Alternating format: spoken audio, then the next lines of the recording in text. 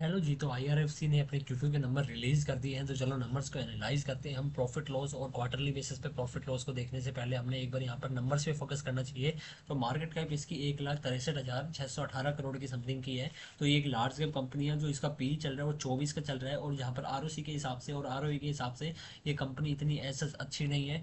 और यहाँ पर डेप्ट टू इक्विटी यहाँ पर कंपनी के पास अच्छा खासा है, और यहाँ पर आरओई के हिसाब से हमें देखना चाहिए, क्योंकि डेप्ट 7.5 गुना है। मतलब कि ये फाइनेंशियल सर्विस की कंपनी है। अगर हम देख सकते हैं पीएस में यहाँ पर, तो हमें ये दिखेगा। और आरओई के हिसाब से अगर हम देखते हैं तो यहाँ पर 10 से ऊपर रहना चाहिए, तो ठीक है आरओई। तो यहाँ पर आरओई के हिसाब से ठीक है।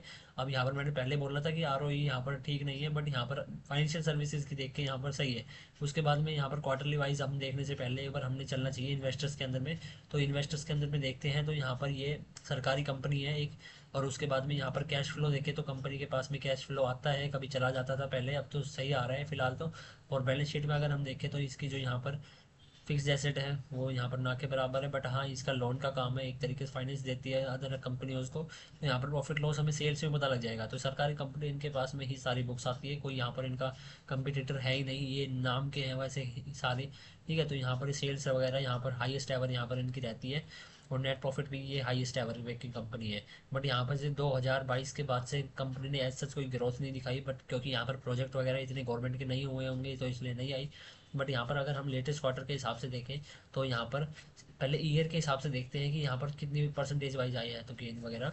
तो यहाँ पर अगर ईयरली बेसिस पे देखें तो यहाँ पर FY 25 में 24 के मुकाबले में 1-1.5% की ही तेज़ी दिखाई है। और जो यहाँ पर आई थी, यहाँ पर क्या है, एक्सपेंसेस भी उतने के उतने बने हुए हैं, मतलब कि इनका पूरा प्रॉफिट बचता है ये। और यहाँ पर नेट प्रॉफिट है वो भी यहाँ पर मिला जुला है, मतलब कि 1% की समथिंग की ग्रोथ है। और अगर हम देखें तो यहाँ पर इसकी जो ग्रोथ थी वो मार्च 2022 के समथिंग की यहाँ पर ज़्यादा अच्छी खासी ग्रोथ थी, और उसी कारण वो शेयर प्राइस भी जब भागे थे। अब उसके बाद में देखो इतनी यहाँ पर एज सच यहाँ पर नेट प्रॉफिट वगैरह रेवेन्यू में ग्रोथ नहीं आती। और उसके बाद में अगर हम क्वार्टरली बेसिस पे देखें तो यहाँ पर रेवेन्यू, यहाँ पर नेट प्रॉफिट सेल्स देखें तो 6,915 करोड़ की है, और ये सितंबर में 6,372 करोड़ की। तो इसको अगर हम क्वार्टरली बेसिस पे परसेंटेज वाइज देखें तो ये परसेंटेज वाइज यहाँ पर 7.5% की यहाँ पर डिक्रीजिंग हुई है इस जून क्वार्टर में, यहाँ पर सितंबर क्वार्टर के मुकाबले।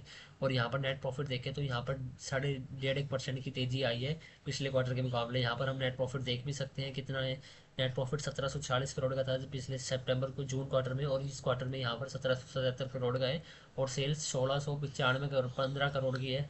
छः मतलब 6,500 7,000 लगा लो, और यहाँ पर 6,372 करोड़ की है, तो सेल्स थोड़ी कम हुई है। तो आई होप आपको अंडरस्टैंडिंग मिल गई होगी। आप अपना भी इंटेलिजेंस सेवर लगा देना दिमाग।